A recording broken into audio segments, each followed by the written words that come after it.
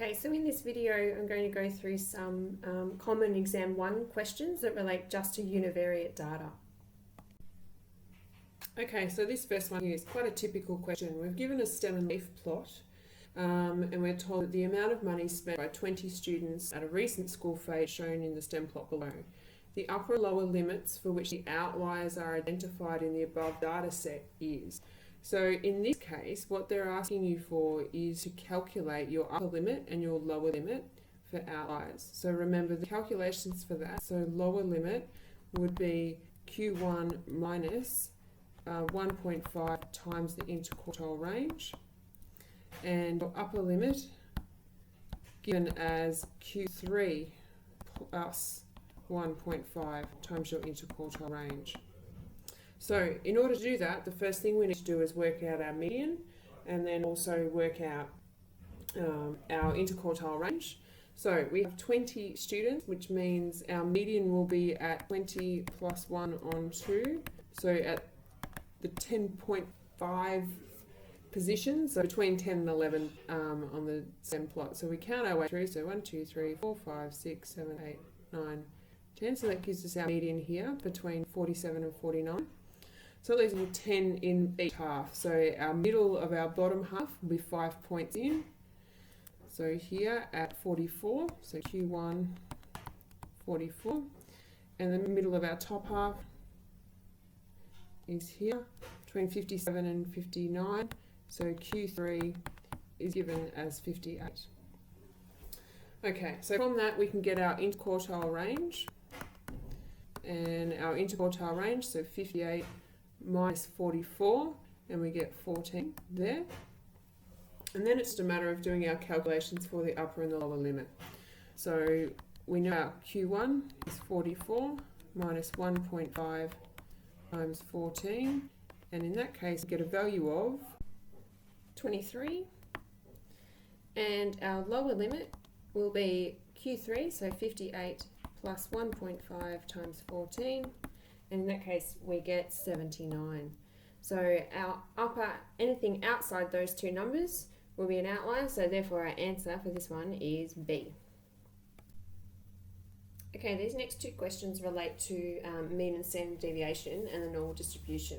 So you should have in your bound reference a diagram much like this one that I have to the right here, which has a breakup of the normal distribution curve with 3 standard deviations and the percentages of each section. That will really help you answer lots of these questions. So the first one here, the shaded region shown represents the marks obtained by 34% of students in the population. So they're telling us that that means the mean is 64 and 1 standard deviation the mean, because we've got 34% of the data is at 53. So from that we can work out that our standard deviation must be 64 minus 53, so in this case is 11. Now we can answer the question in itself, where it says 2.5% of the students achieved a mark greater than which value. So if we want 2.5 students achieving a mark greater than a certain point, we're talking about this top end here. So students who scored above that value. So in order to get that, we need to work out 2 standard deviations above the mean. So 64 plus 11 would give us 75, plus another 11, 86. So those students must have scored 86 or above. So the answer there is D. For the second question, a student scored 80 in their statistics exam. The standard value, or Z score, for this result is closest to. Now if you've drawn this diagram, you can already make a judgment based on the answers that are there. We know if their score was 80, it's going to be above the mean, so it can't be a negative value. We also can see from the table above, or from the diagram, above, that to get a score of 80, we must have landed somewhere in here. So that means we've got more than 1 standard deviation, but less than 2. So from that, we can make a judgment and say, well, E must be the answer, because that's the one that fits the diagram, it fits the information. But in order to actually work it out, if we were to use our calculation for Z scores, we're doing our actual value minus the mean of X over standard deviation of X. So from the information we have, actual score was 80, The mean was 64 for this set of data, and we found the standard deviation to be 11. And so that gives a z-score of 1.45. So the closest value, 1.5, as we selected just before. These next two questions are relating to the stem plot above, and the second one in particular is testing your understanding of what happens to data when something changes. So the first one, the data set is best described as. So immediately we can see we have a skewed set of data and it is trailing towards the bigger numbers, so it is a positive skew. So we can knock out options A, B and C. The only difference in D and E is the interquartile range. So we're going to need to work out our interquartile range. We have a total of 12 points when we count them up, so our median will be between the 6th and the 7th, which gives it here at 7.5. And so to get our interquartile range, the middle of the bottom half will be at 6, and the middle of the top half will be between 13 and 18, so at 15.5. So Q1 was at 6, Q3 halfway between 13 and 18, so if we're not sure we can work that out by finding the average, gives us 15.5, and so our interquartile range 15.5 minus 6 gives us 9.5, so our answer has to be E there.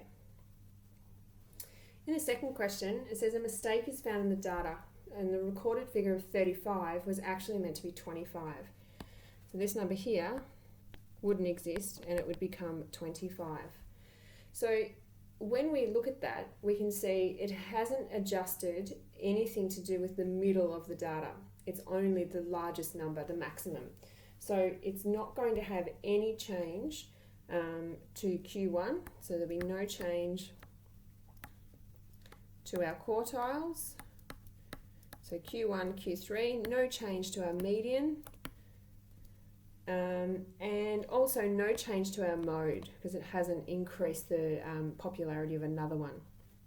What will have changed is we will see our range will be different. It will now be less. Our standard deviation will have changed because the spread of the data has changed. It will have come down as well. And also our mean will change because the sum of the numbers will be less again, and so when we divide it, we'll get a different value. So checking the answers that are there, it's important to read the answers fully. And even if you think option A is the right answer, always read all 5 because you may have misinterpreted something when you're reading it quickly. So changing this figure will make no difference to the interquartile range. That's correct. No difference to the median, correct, and no difference to the mode. So at the moment, we're pretty sure A is the answer, but let's just read through to make sure we haven't misinterpreted. So the change in the figure will decrease the standard deviation. Yep, we said it'll do that. It'll decrease the mean, yes, but it won't change the mode. For option C, decrease the mean, yes. Decrease the interquartile range, there'll be no change, and decrease our standard deviation, yep, they'll do that. D, make no difference to the mode, correct. Median, correct. Mean, no. We said it will decrease the mean. And E, make no difference to the standard deviation. We said no, it would actually decrease. And would decrease the interquartile range? No, it'll actually stay the same. So that's the complete opposite. So therefore A is the correct answer there. Okay, so in this question, there's a couple of different ways of doing it, but we've got a frequency table, so it's a good opportunity to remind ourselves how to enter that data and get 5-figure summaries on our calculator. So here's just a quick video that I made using the calculator to answer this question. Okay, so in this question we have a frequency table and we need to find the 5-figure summary. So this is just a reminder of how you go about doing that in your calculator. So firstly we need to put in the data. I always use 2 letters just so it doesn't confuse the X with the column reference, and we have the frequency of X. So our values there were 10, 20, 30 and 40 for X, and our frequencies were 4, 7, 5 and 2. So we just enter the frequency table as we see it in the question. And so now we need to calculate the 5-number summary. So we do that in the same way, into menu, number 4 for statistics, stat calculations, and it still is 1 variable stats. we have one set of data, so it's just one list. And here is where we do something different. So our X list is our X, or whatever you have called it, and our frequency is our frequency column. So this is where we add the extra step here. Click OK, and then we get all of our values, our one variable statistics for that particular set of data. So we can see there that our 5-figure summary for this particular set is given as 10, 20, 20, 30, 40. So we're now able to answer the question. And so from that, we can see that B has to be our answer. Okay, this next question here. In peak hour traffic, the number of vehicles passing through an intersection is found to be normally distributed with a mean of 250 per hour and a standard deviation of 20. So again, this is a question where that diagram, your bound reference, will be extremely helpful. But let's just set out the curve with the information we know.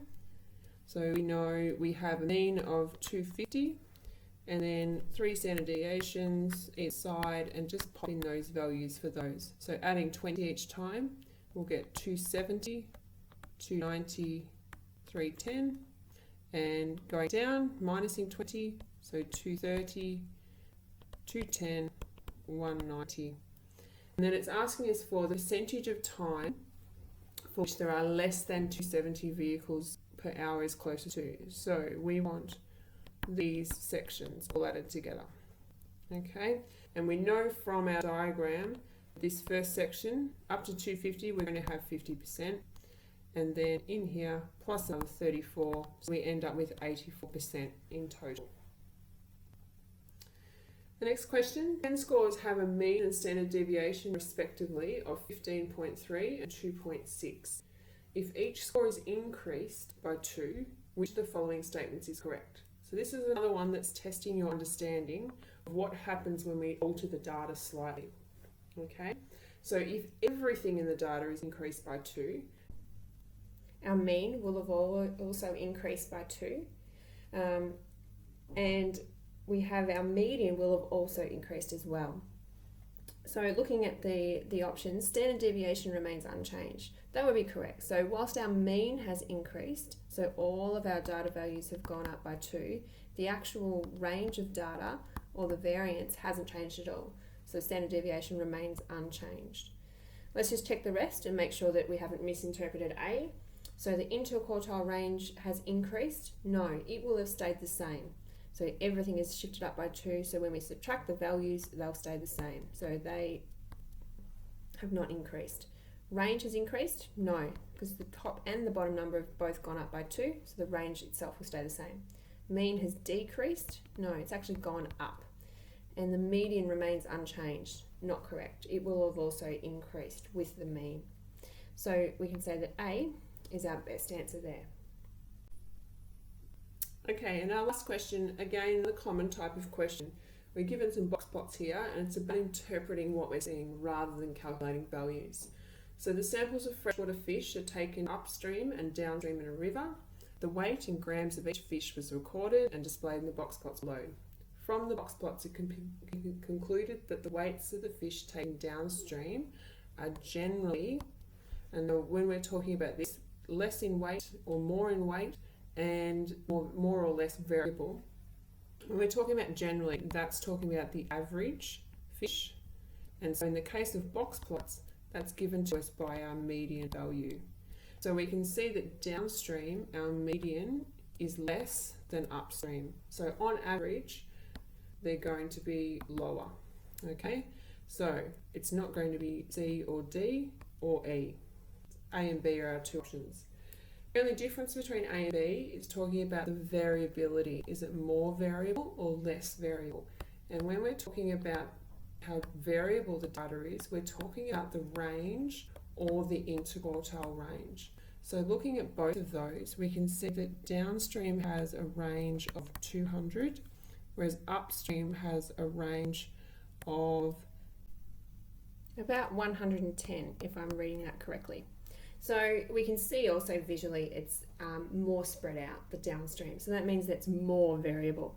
And so B is our answer there. Okay, I hope that was helpful. That's just a few of the common types of univariate data questions. In the next video, I'm going to do a similar thing with bivariate data, multiple choice questions. Thanks.